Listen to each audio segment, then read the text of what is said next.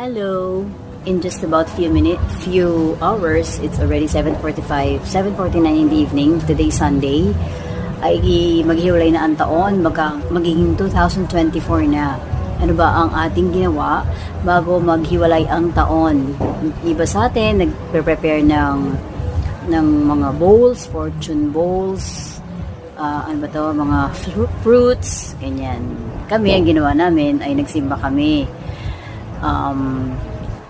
Because January 1st is Holy Day of Obligation sa ating mga Katoliko, because we are celebrating the Feast of Mary, Mother of God.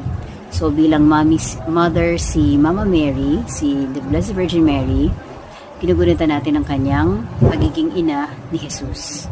So Holiday of Obligation yun. So sana we don't skip going to church and attend the Mass.